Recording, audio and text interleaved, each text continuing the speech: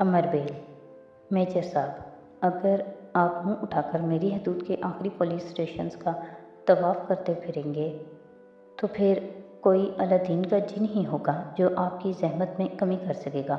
उमर के लहजे में भी इस बार पहले से ज़्यादा तंदी और तेज़ी थी। हर शिकायत आप देहातों की लेकर आ रहे हैं। शहर के अंदर के पुलिस स्टेशंस की बात करें, वहाँ की वर्किंग भी देखें। क्यों शहर से बाहर के पुलिस स्टेशंस आपके अंदर नहीं आते, या फिर देहातों को आपने पाकिस्तान के शहरियों की फहरिस्त से निकाल दिया है? मेजर लतीफ़ ने बड़े कटीले अंदाज में कहा। मैंने आपको फ़ोन आपके तंज सुनने के लिए नहीं किया, आपको ये बताने के लिए किया है कि आपके अमले के बारे में हमारे पास बेतहाशा शिकायत आ रही हैं। आप उनका बंदोबस्त करने के लिए कुछ करें, वरना उमर ने उसे अपनी बात मुकम्मल करने नहीं दी। ठीक है, मैं चेक कर लूँगा। आपकी इन्फॉर्मेशन के लिए आपका शुक्रिया। उमर ने फ़ोन बंद कर दिया। मेजर लतीफ़ उसको वाकई नाको चने चबवा रहा था। उसने आते ही शहर के नवाही इलाकों में कायम पुलिस स्टेशंस को देखना शुरू कर दिया था, जबकि उमर का ख्याल था कि वो शहर के अंदर के पुलिस स्टेशंस को देखेगा और नवाही इलाकों को सिरे से नज़रअंदाज कर देगा। यही वजह थी कि उसकी हिदायत पर शहर के अंदर के तमाम स्टेशंस पर ख़ास चेकअप रखा गया था। उसके मातहतों ने न सिर्फ अपना रिकॉर्ड अपडेट किया था, बल्कि बाकी तमाम मामलात में भी उनका रवैया बहुत मोहतात हो गया था। FIR दर्ज करने के सिलसिले में भी उनकी कारकर्दगी बहुत बेहतर हो गई थी। मेजर लतीफ़ को अंदाज़ा था कि उमर कहाँ से काम शुरू करेगा।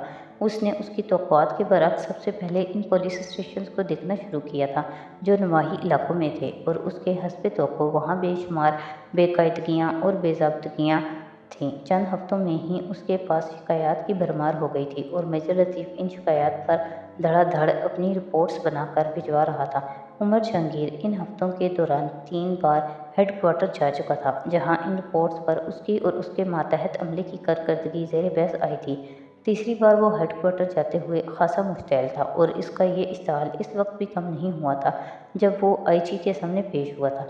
जब तक ये आदमी मेरे सर पर बैठा रहेगा, मुझे इसी तरह बार बार यहाँ आना पड़ेगा। ये आदमी मेरे खिलाफ ज़ाती मुखासमत रखता है, उसने IG से कहा था। मैं कुछ भी कर लूँ, ये फिर भी इसी तरह की शिकायतों का ढेर यहाँ पहुँचाता रहेगा। मैं इस मामले में कुछ भी नहीं कर सकता। जस्ट कूल डाउन उमर, मैं तुम्हारा मसला समझता हूँ और तुम्हारी पोजीशन भी, मगर मैं इस सिलसिले में मजबूर हूँ। काम तुम्हें मेजर लतीफ़ के साथ ही करना है और अपनी कारकर्दगी भी बेहतर बनानी है, उन्होंने बड़े नरम लहजे में उसे समझाते हुए कहा। वो उमर जहांगीर के फैमिली बैकग्राउंड से अच्छी तरह वाकिफ थे, और वो मुल्क की इस ताकतवर तरीन फैमिली के पस मंज़र को भी जानते थे, और वो उमर जहांगीर को एक मामूली जूनियर ऑफिसर के तौर पर ट्रीट नहीं कर सकते थे। Sir, I am already doing my optimum best, Umar Jahangir ने अपने लफ्ज़ों पर जोर देते हुए कहा। अगर एक आदमी ये तय किए बैठा है कि उसने मेरे खिलाफ कोई पॉजिटिव रिपोर्ट भिजवानी ही नहीं है, तो मैं क्या कर सकता हूँ? उमर ने कहा। मैंने आपके तमाम एतराज़ात नोट किए, मैं उन्हें फॉरवर्ड भी कर दूंगा, मगर मैं बता दूं, वो मेजर लतीफ़ को नहीं बदलेंगे। ना ही वो ये बात मानने को तैयार होंगे कि वो अपना काम ठीक ही नहीं कर रहा, जानबूझकर तुम्हें तंग कर रहा है। तुम जानते हो, वो कोर कमांडर का बेटा है। IG ने बहुत साफ और वाज़ेह लफ्ज़ों में उससे कहा। कोर कमांडर का बेटा है तो उसका ये मतलब तो नहीं है कि वो कोई गलत काम नहीं कर सकता, मेजर ने एहतजाजन कहा। फ़िलहाल इसका यही मतलब है, IG ने हाथ उठाते हुए कहा। मैं इससे ज़्यादा बेहतर काम नहीं कर सकता, मैं जितना कर सकता हूँ कर रहा हूँ, उमर ने कहा। तुम अपने और मेरे लिए मसले खड़े करने की कोशिश ना करो। मेरे पहले ही समझ में नहीं आ रहा कि मैं किस किस का दिफा करूँ। कोई दिन ऐसा नहीं जा रहा जब मुझे तुम लोगों से किसी न किसी को यहाँ बुलाकर तंबीह न करना पड़ रही हो, और बाज़ दफ़ा तो तुम लोगों की वजह से खुद मुझे बड़ी शर्मिंदगी हुई है। IG शायद उस दिन खासे परेशान थे, इसलिए वो उमर के सामने अपने दुखड़े रोने लगे। उमर होन बीते उनकी बातें सुनता रहा। अब मुझे बताओ, मैं क्या करूं तुम्हारे लिए? काफ़ी देर बाद IG दोबारा उसके मसले पर आ गए। ट्रांसफ़र करवा दूं तुम्हारी? आप इस ट्रांसफ़र को छोड़ें और उसकी ट्रांसफ़र करवा दें। मैं ये नहीं कर सकता। तो फिर मेरी ट्रांसफ़र क्यों? वो तो पहले ही चाहता है कि ये तो हथियार डालकर भाग जाने वाली बात हुई। उमर के इस साल में कुछ और इजाफा हुआ। मगर तुम्हारी जान तो छूट जाएगी उससे। IG ने तस्वीर का रोशन पहलू उसे दिखाने की कोशिश की। वैसे भी यहाँ तुम्हारी पोस्टिंग का दौरानिया तो कुछ और माह के बाद पूरा हो ही जाएगा, तब भी तो तुम्हें कहीं और जाना ही है। तब की और बात है, वो तो एक मामूल का हिस्सा है, मगर अब इस तरह तो कहीं नहीं जाना, उमर ने साफ इनकार करते हुए कहा। आप मेरी ट्रांसफ़र करना चाहते हैं? बड़े शहरों में तो कहीं भी जगह नहीं है और मुझे किसी छोटे शहर में नहीं जाना, उमर ने कहा। फेडरल गवर्नमेंट में भिजवा दूँ? आईजी ने फ़ौरन कहा। सर, मुझे किसी दूसरे सूबे में नहीं जाना, मुझे पंजाब में ही काम करना है। फेडरल गवर्नमेंट ने मुझे किसी छोटे सूबे में भिजवा दिया तो मेरी सारी सर्विस ख़राब हो जाएगी, मुझे यहीं रहने दें। जब चंद माह बाद मेरी ट्रांसफ़र होगी तब देखा जाएगा, मगर फ़िलहाल मैं अपना इलाका छोड़ना नहीं चाहता, उमर ने आईजी से कहा।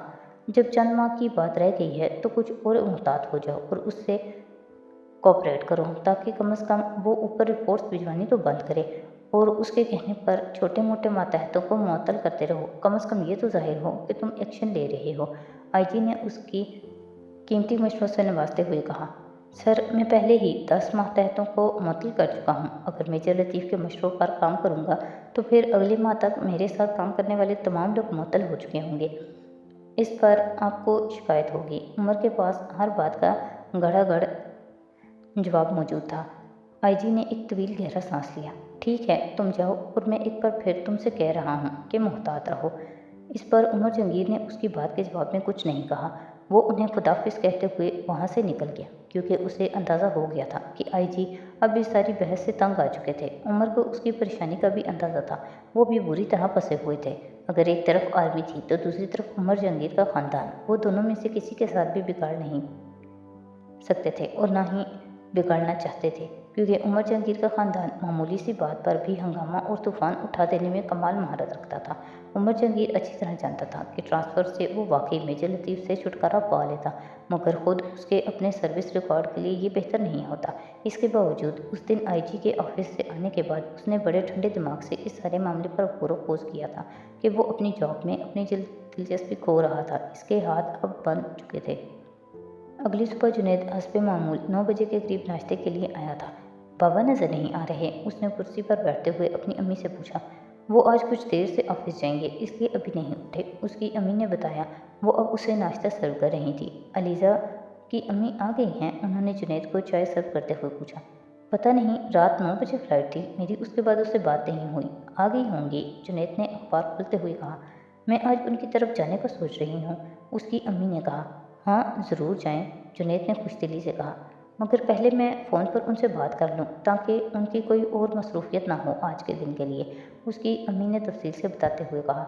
जुनैद उनकी बात पर सर हिलाते हुए अखबार देखता रहा। फ्रंट पेज पर सुर्खियाँ पढ़ने के बाद उसने अखबार का पिछला सफ़ा देखा और उस पर एक सरसरी नज़र दौड़ाई। सफ़े के नीचे एक नोट पर नज़र डालते ही उसके हाथ में पकड़ा हुआ चाय का मग छूटते छूटते बचा था।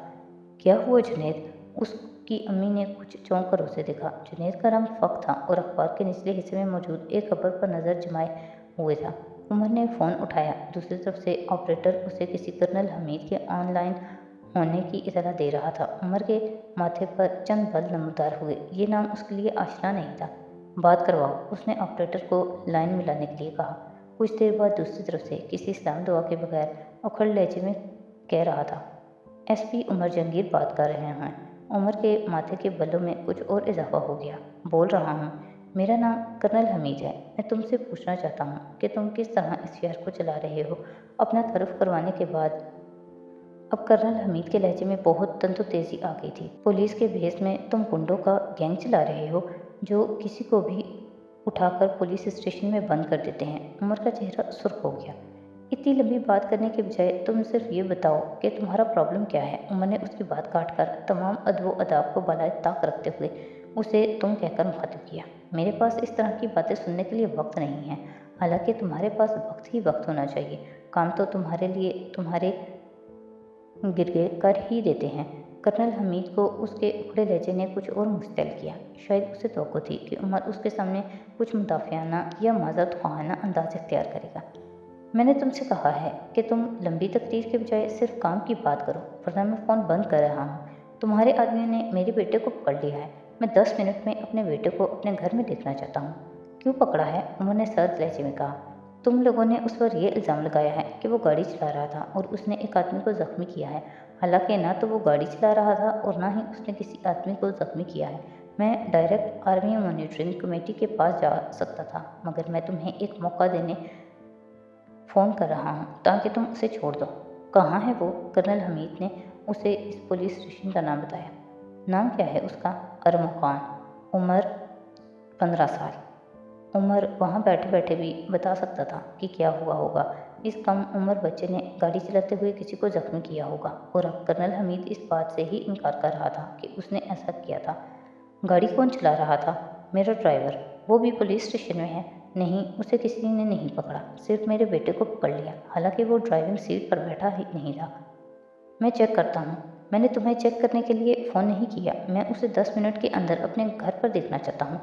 मेरे पास कोई अलादीन का चिराग नहीं है कि मैं 10 मिनट के अंदर उसे तुम्हारे घर पहुँचा दूँ, उमर ने तंदुरुस्त लहजे में कहा। उसे पकड़ा गया तो यकीनन उसने कुछ न कुछ तो गलत किया होगा। मैं सिर्फ ये देखूंगा कि उसने क्या किया है। अगर उसने कुछ नहीं किया तो वो तुम्हारे घर आ जाएगा, लेकिन अगर उसने कुछ किया है तो फिर तुम्हारा बाप भी आकर उसे नहीं छुड़ा सकेगा, उमर ने उसे चैलेंज करने वाले अंदाज में कहा। मेरे बाप को उसे छुड़ाने की जहमत नहीं करनी पड़ेगी, मैं तुम्हारे बाप के ज़रिए उसे छुड़वा लूँगा, कर्नल हमीद ने इस बार तकरीबन चिल्लाते हुए कहा। ठीक है, तो मेरे बाप के ज़रिए उसे छुड़वा कर दिखाओ। उमर ने उसका जवाब सुने बगैर फ़ोन बंद कर दिया और फिर ऑपरेटर से इस पुलिस स्टेशन के एसएचओ से बात करवाने के लिए कहा, जहाँ कर्नल हमीद का बेटा बंद था। सर, बात करें, ऑपरेटर ने कुछ देर बाद फ़ोन पर उससे कहा। आज तुमने 12 बजे के करीब किसी कर्नल हमीद के बेटे अरमुखान को पकड़ा है? उमर ने इंस्पेक्टर आतिफ से पूछा। वो उसे ज़ाती तौर पर जानता था और इस बात से वाकिफ था कि वो आम पुलिस वालों के बरअक्स बहुत ईमानदार था। वो 1 साल से इस पुलिस स्टेशन में काम कर रहा था और सिर्फ उसी का पुलिस स्टेशन वो वाहिद पुलिस स्टेशन था जिसके बारे में उमर को सबसे कम शिकायत मिलती थी। इसीलिए उसे कर्नल हमीद से बात करते हुए भी यकीन था कि अगर वो इंस्पेक्टर आतिफ के पुलिस स्टेशन पर है तो उसका वाकई ये मतलब था कि उसने कुछ गलत किया था। अखबार देखते हुए उमर के माथे पर बल पड़ गए। अखबार के सफ़े पर नज़रें जमाए हुए उसने इंटरकॉम का रिसीवर उठाया। लाहौर, उस नंबर पर कॉल मिला। उसने अपने ऑपरेटर को नानो का नंबर देते हुए कहा। रिसीवर वहीं रखते हुए उसके चेहरे पर उलझन थी। आखिर ग्रैनी इस शादी को मुलतवी क्यों किया है? क्या प्रॉब्लम है? वो एक बार फिर अखबार देखते हुए सोच रहा था। वो अभी कुछ देर पहले ही ऑफिस पहुंचा था और अखबारात पर सरसरी सी नज़र डालते हुए इस नोट्स पर उसकी नज़र पड़ गई। ये के बाद तीसरे उसने चारों अखबारात को देख लिया। चारों में ही वो नोट मौजूद था।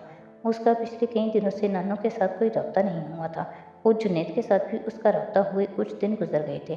फ़ोन की बेल बजी। उमर ने फ़ोन उठा लिया। सर, बात करें, ऑपरेटर ने कॉल मिलाते हुए कहा। चंद लम्हों के बाद दूसरी तरफ से नानो की आवाज़ सुनाई दी थी। हेलो। हेलो ग्रैनी, मैं उमर बोल रहा हूँ, उमर ने कहा। हाँ उमर, कैसे हो तुम? नानो की आवाज़ में कुछ हैरत थी। मैं भी ठीक हूँ। तुम लाहौर में हो? नहीं, मैं लाहौर में नहीं हूँ। तो फिर इतनी सुबह सुबह कैसे कॉल कर लिया? नानो ने बिलाकर अपनी हैरत का इजहार कर ही दिया। मैं अभी भी ऑफिस आया था और अखबार देख रहा था। अखबार में आपका नोट देखकर आपको फ़ोन किया। अखबार में आपका नोट्स पड़ा है। मेरा नोट्स? वो शशतर रह गई। कैसा नोट्स? आपने अखबार में कोई नोट्स नहीं दिया? अब हैरान होने की बारी उमर की थी। नहीं, मैंने तो कोई नोट्स नहीं दिया। तुम किस नोट्स की बात कर रहे हो? उमर उनके जवाब पर उलझ गया। ग्रैनी, सारे बड़े न्यूज़पेपर्स में आपके नाम से एक नोट्स है, अलीज़ा की शादी के इल्तवा के बारे में। तुम कैसी फजूल बातें कर रही हो? ग्रैनी, मैं कोई फजूल बात नहीं कर रहा। नोट्स देखकर आपसे बात कर रहा हूँ। उसमें लिखा हुआ है कि अलीज़ा की 25 मार्च को होने वाली शादी आपने कुछ नागुज़ेर वजूहात की बिना पर मुलतवी कर दी है। उन्होंने नोट्स पर एक नज़र डालकर अखबार टेबल पर फेंक दिया। मेरे खुदा, तुम क्या कह रहे हो? मैं क्यों उसकी शादी कैंसिल करूँगी? नानो की आवाज़ से उसकी परेशानी का अंदाज़ा हो रहा था। कौन से अखबार में है ये नोट्स? चारों बड़े न्यूज़पेपर्स में। मैंने चारों न्यूज़पेपर्स मंगवा कर देखे हैं। आपने अब तक अखबार नहीं देखा? नहीं, मैंने अखबार नहीं देखा। मैं तो अभी तुम्हारे फ़ोन पर ही उठी हूँ, नानो ने कहा। समीना अमेरिका से आई थी रात को। हम लोग देर से सोए, इसीलिए सुबह जल्दी नहीं उठी। फिर अब अखबार मंगवाएं, उमर ने उन्हें हिदायत की। तुम होल्ड करो ज़रा, उन्होंने कहते हुए फ़ोन रख दिया। अपने कमरे से निकलकर वो बाहर लाउंज में गई। मुलाजिम सफाई करने में मसरूफ़ था। नानो ने मुतलाशी नज़रों से लाउंज में इधर उधर देखा और फिर सेंटर टेबल पर पड़े हुए अखबार को उठा लिया। इस तरफ के आलम में पहला सफ़ा पलटते ही वो नोट उनकी नज़रों के सामने आ गया। वो जैसे धक से रह गई थी। तेज़ कदमों के साथ चलती हुई वो वापस अपने कमरे में आई और उन्होंने रिसीवर उठा लिया। हाँ उमर, मैंने वो नोट्स देख लिया है, मगर मैंने तो वो नोट्स नहीं दिया, उन्होंने परेशानी के आलम में कहा। तो फिर किसने दिया है? मैं क्या कह सकती हूँ, अलीज़ा की शादी के लिए तो समीना भी कल पाकिस्तान आ गई है, तो क्या अब हम उस तरह के नोट्स देंगे? उन्होंने तेज़ी से कहा। किसी ने हमारे साथ शरारत की है, उन्होंने एक नज़र उस नोट्स पर डालते हुए गुस्से और परेशानी से कहा। उमर संजीदगी से उनकी बात सुनता रहा। नहीं ग्रैनी, ये शरारत नहीं हो सकती। कोई अखबार भी इतना गैर जिम्मेदार नहीं हो सकता कि किसी तस्दीक के बगैर नोट शाया कर दे। कहीं ये नोट्स अलीज़ा ने तो शाया नहीं करवाया? उसे अचानक ख्याल आया। अलीज़ा ने? नहीं, अलीज़ा क्यों करवाएगी? नाना ने कहा। वो इस वक्त कहाँ है? उमर ने पूछा। वो सो रही है। मैंने तुम्हें बताया था ना कि रात को हम लोग देर से सोए हैं। मैं उसे जगाकर इस नोट्स के बारे में पूछती हूँ, उन्होंने कहा। नहीं, आप फिलहाल उसे मत जगाएं। चंद मिनटों में आपको दोबारा फ़ोन करके बताता हूँ कि ये नोट्स किसने शाया करवाया है, उमर ने उससे कहा और फिर फ़ोन बंद कर दिया। फ़ोन बंद करते ही उसने अपने पीए को अंदर बुलाया। खालिद, ये एक नोट शाया हुआ है इन तीनों चारों अखबारों में। तुम इनमें से किसी एक अखबार के ऑफिस में फ़ोन करके पता करो कि ये नोट्स किसने शाया करने के लिए दिया था। इन लोगों ने यकीनन उसके शनाख्ती कार्ड का नंबर या उसकी फ़ोटोकॉपी भी ली होगी। तुम ज़रा मुझे ये पता करके दो।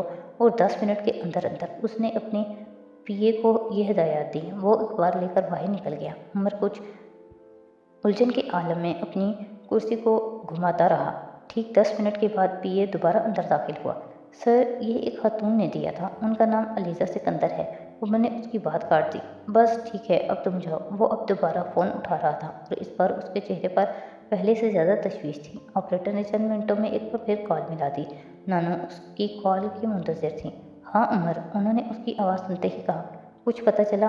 ग्रैनी, ये अलीज़ा सिकंदर की तरफ से दिया गया है। नानू कुछ नहीं बोल सकी। अलीज़ा की तरफ से? चंद लम्हों के बाद उन्होंने बेयकीनी से कहा। उसने आपसे ऐसी कोई बात की थी? नहीं, उसने मुझसे ऐसा कुछ भी नहीं कहा। वो तो शादी की तैयारियों में मसरूफ़ थी। जुनैद के साथ उसका कोई झगड़ा तो नहीं हुआ? हाँ, दोनों के दरमियान कोई झगड़ा तो हुआ है। वो चौंक गया। कब? परसों। परसों वो उसके साथ शॉपिंग के लिए गई हुई थी, फिर रात को वापस आई तो बहुत चुप चुप थी। जुनैद से मुझे पता चला कि वो उससे नाराज़ थी, नाना ने तफसील बताते हुए कहा। मगर कल तो वो झगड़ा ख़त्म हो गया था। उसने जुनैद को फ़ोन किया था, दोनों के दरमियान बात हुई थी। नानो अब उलझ रही थी। आपने जुनैद या अलीज़ा से झगड़े की वजह पूछी? मैंने जुनैद से तो नहीं पूछी, मगर अलीज़ा से पूछी थी, लेकिन उसने मुझे कुछ नहीं बताया, नाना ने कहा। मैं उसे जगा कर पूछती हूँ कि ये क्या हरकत है। आखिर उसने ये क्यों तय कर लिया है कि उसने हमेशा मुझे परेशान ही करना है। नानू को अब उस पर गुस्सा आने लगा था। ग्रैनी, आप उसे उठाएं ज़रूर, मगर झगड़ने के बजाय उसे समझाने की कोशिश करें, बल्कि फूफू से कहें कि वो उसे समझाएं। ज़्यादा बुरा मत कहें, उमर ने उनसे कहा। जितना मुझे उस लड़की ने परेशान किया है, किसी ने नहीं किया। उसे अंदाज़ा ही नहीं कि उसकी इस बचकाना हरकत के कितने बड़े नताइज निकल सकते हैं। जुनैद की फैमिली क्या सोचेगी हमारे बारे में, और खुद अलीज़ा के बारे में नानू को तशवीश हो रही थी। अब तक यकीनन वो भी इस नोट्स को देख चुके होंगे। तुम खुद सोचो कि मैं उनका सामना कैसे करूँगी। अब जुनैद की फैमिली के बारे में परेशान ना हो, मैं उन्हें अभी फ़ोन करता हूँ। मैं उन्हें समझा लूँगा, उनकी तरफ से आपको कोई मसला नहीं होगा। वो बहुत अच्छे लोग हैं। उमर ने नानू की परेशानी को कम करने की कोशिश की। लेकिन अभी जो कालों का तांता बांधा जाएगा पूरे ख़ानदान की तरफ से, तो उसमें मैं क्या करूँगी। अब सिर्फ ये कहते हैं कि शादी 1 माह आगे कर दी गई है, अगली डेट के बारे में उन्हें बाद में बता दिया जाएगा, उमर ने उन्हें मशवरा देते हुए कहा। और वो वजह पूछेंगे नहीं? ग्रैनी, कोई भी वजह बता दें, लोगों के पास इतनी फुर्सत नहीं होती कि वो तस्दीक करते फिरें, उमर ने कदरे झुंझलाकर कहा। और जो अयाज और मेरे दूसरे बेटे फ़ोन करके पूछेंगे, मैं उनसे क्या कहूँ? उनसे तो मैं झूठ नहीं बोल सकती। पहले आप अलीज़ा को जगाकर उससे बात करें, फिर ये सोचें कि आपको किससे क्या कहना है, उमर ने कहा। मैं अब जुनैद को फ़ोन कर रहा हूँ ताकि उसे भी कुछ तसल्ली दे सकूँ। अगर उसने या उसके घर वालों ने ये खबर पढ़ ली है तो वो भी बहुत परेशान होंगे इस वक्त, उमर ने बात ख़त्म करते हुए खुदाफिज कहा और फिर फ़ोन बंद कर दिया। जुनैद गैराज से गाड़ी निकालने के बाद अंदर आया था। जब उसने अपने मोबाइल की बीप सुनी, दूसरी तरफ उमर था। जुनैद को अंदाज़ा हो गया था कि वो भी नोट्स पढ़ चुका होगा। रस्मी अलेक्सिया के बाद जुनैद ने छूटते ही उससे पूछा, नाना ने शादी को मुलतवी क्यों किया है? वो उमर और अलीज़े की तरह उन्हें नानो ही कहता था। ग्रैनी ने ऐसा नहीं किया। तो फिर किसने किया है? जुनैद ने हैरान होकर पूछा। अलीज़ा ने। जुनैद कुछ बोल नहीं सका। उमर को उस पर एकदम इस तरह छा जाने वाली खामोशी कुछ अजीब लगी। उसने ऐसा क्यों किया है? जुनैद ने कुछ देर बाद मध्यम आवाज़ में कहा। यही तो मैं तुम से जानना चाहता हूँ। मैं तुम्हें क्या बता सकता हूँ, तुम उससे पूछो। मैं तुमसे पूछना चाहता हूँ, तुम दोनों का कोई झगड़ा हुआ था? उमर ने बरह रास्त मौजू पर आते हुए कहा। उमर, मेरा उससे कोई झगड़ा नहीं हुआ, सिर्फ परसों मैंने उसे ये बात बता दी थी कि तुम मेरे बहुत पुराने दोस्त हो। क्या? उमर बेइख्तियार चिल्ला उठा। हाँ, मैंने उसे ये बात बता दी। और क्या बताया तुमने उसे? मैंने उसके दिल से तुम्हारे खिलाफ गलतफहमियाँ निकालने की कोशिश की। वो तुम्हें अपना दुश्मन समझ रही थी। मैंने उसे ये कहा कि मेरे और उसकी शादी तय करवाने में भी तुम्हारा हाथ है, और अगर तुम उसके दुश्मन होते तो तुम क्यों ऐसा करते? तुम दुनिया के सबसे अहमक इंसान हो। उमर ने गुस्से के आलम में उसकी बात काटी। तुम्हें इस तरह की फजूल बातें करने की क्या ज़रूरत थी? फजूल बातें? ये कोई फजूल बात तो नहीं है। मैंने उसे थोड़े से हक़ाइक़ बताने की कोशिश की थी, जुनैद ने कहना चाहा। तुम अपने हक़ाइक़ अपने पास रखा करो। जब तुमसे मैंने कहा था कि तुम उसे मेरे बारे में कभी कोई बात मत करना, तो फिर तुम्हारा दिमाग क्यों ख़राब हो गया था? उमर, सारी उम्र ये झूठ नहीं चल सकता था। उसे शादी के बाद भी तो पता चलना ही था। बात की बात और थी, और ज़रूरी नहीं है कि बाद में भी उसे बताया जाता, और हो सकता है कुछ अरसे बाद उसकी नाराज़गी ख़त्म हो जाती। उमर ने नाराज़गी के आलम में उससे कहा। मुझे अंदाज़ा नहीं था वो इस कदर नाराज़ हो सकती है, जुनैद ने शिकस्त खोरदा अंदाज में कहा। मुझे था, इसलिए मैंने तुम्हें मना किया था, मगर तुम्हें तो कोई परवाह नहीं होती कि मैं क्या कह रहा हूँ। बहरहाल अब तो मैं कुछ नहीं कर सकता। जो कुछ हो चुका है वो हो चुका है, जुनैद ने कहा। तुम्हारे घर में पता चल गया है इस नोट्स के बारे में? जाहिर है, अम्मी ने सुबह अखबार में पढ़ा था। क्या रिएक्शन है उनका? बहुत परेशान है, उन्होंने बाबा को भी बता दिया है। हम लोग अभी नानू की तरफ जा रहे हैं, जुनैद ने उससे कहा। और मैंने उन्हें भी अभी तक इस नोट्स की वजह नहीं बताई। वो यही समझ रहे हैं कि मुझे इस नोट्स की वजह का कुछ पता नहीं, और ना ही मेरा और अलीज़े का कोई इख्तलाफ हुआ है। जुनैद, तुम उनसे कहो कि अभी वो ग्रैनी की तरफ ना जाए, उमर ने कहा। मैंने अभी थोड़ी देर पहले ग्रैनी से बात की है। अलीज़ा इस वक्त सो रही थी। मैंने उनसे कहा था कि वो पहले अलीज़ा की अम्मी से बात करें और फिर अलीज़ा से बात करें। अगर अभी तुम लोग वहाँ चले गए तो मामला ज़्यादा बिगड़ जाएगा। तुम उनसे कहो वो अभी वहाँ ना जाए। लेकिन मैं उन्हें क्या कह कर रोकूँ? तुम्हारा रेफरेंस देकर रुकूँ? हाँ, तुम कह देना कि तुम्हारी मुझसे बात हुई है। मैं ग्रैनी से कहता हूँ कि वो खुद आंटी को फ़ोन करें, लेकिन अभी कुछ देर के बाद, फौरी तौर पर नहीं, उमर ने उसे हिदायत दी।